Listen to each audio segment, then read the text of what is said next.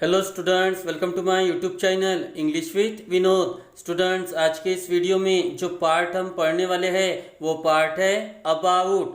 जी हाँ स्टूडेंट्स, ये वर्ड एक प्रीपोजिशन है और जैसा कि आपको भी पता है प्रीपोजिशन इंग्लिश का एक one of the most important part है जिसे हम पार्ट ऑफ स्पीच कहते हैं, क्योंकि प्रीपोजिशन के बिना इंग्लिश का सेंटेंस बनाना इनकम्प्लीट है, इम्पॉसिबल है, क्योंकि ऑलमोस्ट एवरी सेंटेंस में हम प्रीपोजिशन देखते ही है।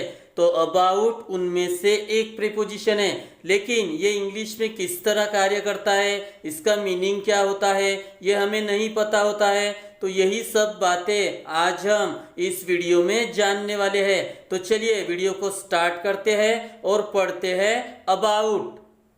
ये रहा वो पॉइंट स्टूडेंट जो हमें ये बताएगा कि अबाउट किस मीनिंग के लिए यूज होता है। चलिए पॉइंट को रीड करते हैं। क्या है? We use this preposition for the following meaning, और वो मीनिंग है के बारे में। जी हाँ स्टूडेंट, जब भी आप बोलते समय या सेंटेंस करते समय इन शब्दों का प्रयोग करोगे, किन शब्दों का?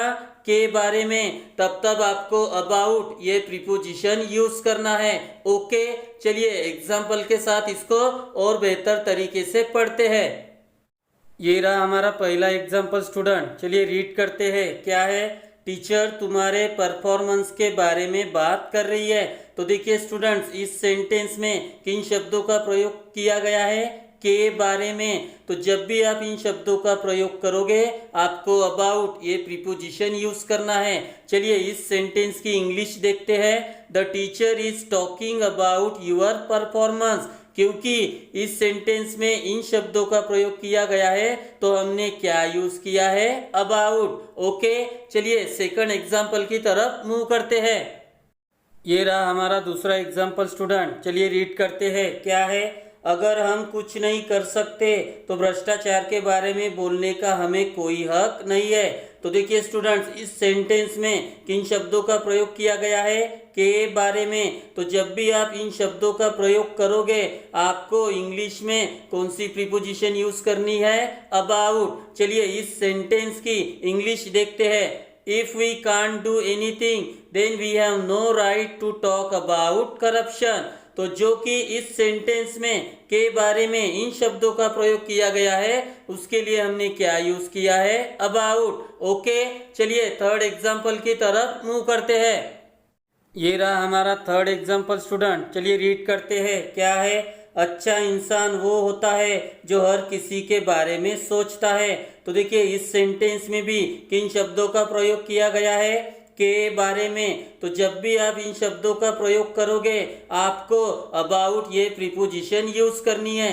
चलिए इस सेंटेंस की इंग्लिश देखते हैं। क्या है? A good person is the one who thinks about everyone. तो जो कि इस सेंटेंस में के बारे में इन शब्दों का प्रयोग किया गया है उसके लिए हमने क्या यूज किया है? अबाउट। ओके, चलिए इसके दूसरे पॉइंट की तरफ मूव करते हैं। ये रहा अबाउट का दूसरा पॉइंट स्टूडेंट, चलिए रीड करते हैं। क्या है?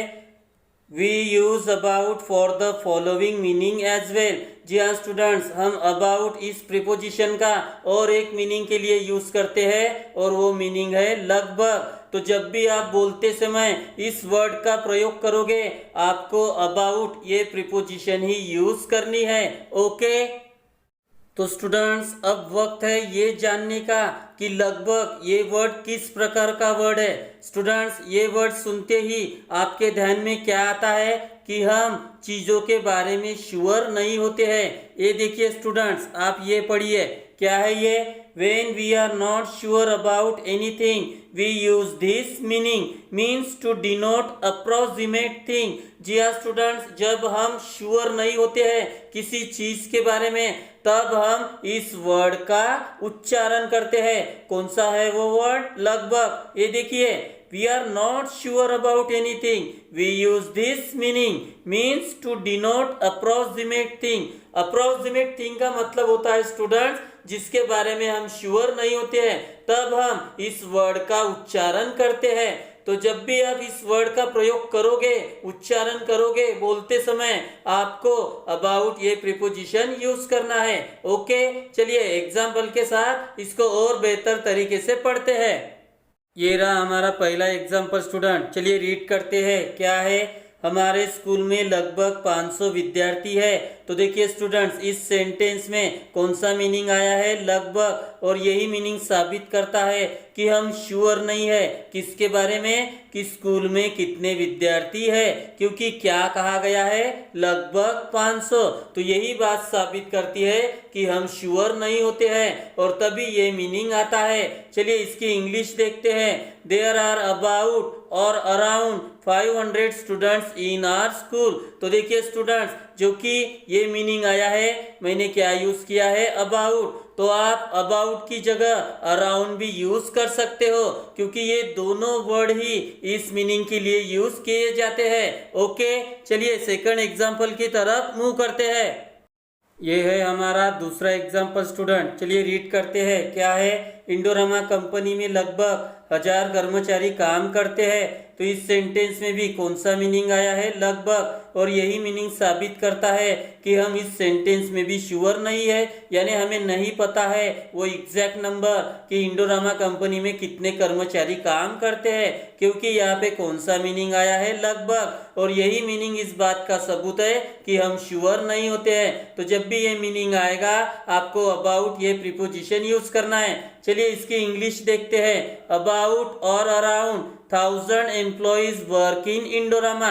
तो जो कि ये मीनिंग आया है, हमने उसके लिए क्या यूज किया है, अबाउट। आप इसकी जगह अराउंड भी यूज कर सकते हो, क्योंकि इसका मीनिंग भी लगभग यही होता है। ओके, चलिए आखिरी एग्जाम्पल की तरफ मूव करते हैं। ये रहा हमारा आखिरी एग्जाम्पल स्टूडेंट। चलिए रीड करते हैं। क्या है, हम लगभग 300 है।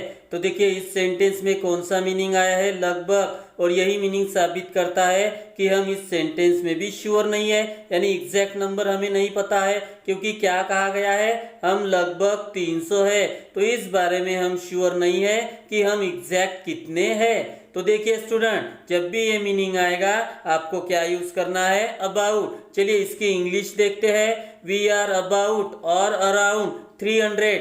जो कि ये मीनिंग आया है तो हमने यूज किया है अबाउट। आप अराउंड भी यूज कर सकते हो, क्योंकि लगभग मीनिंग के लिए हम अराउंड भी यूज करते हैं। ओके, तो स्टूडेंट्स आज हम अबाउट प्रीपोजिशन के बारे में पढ़े।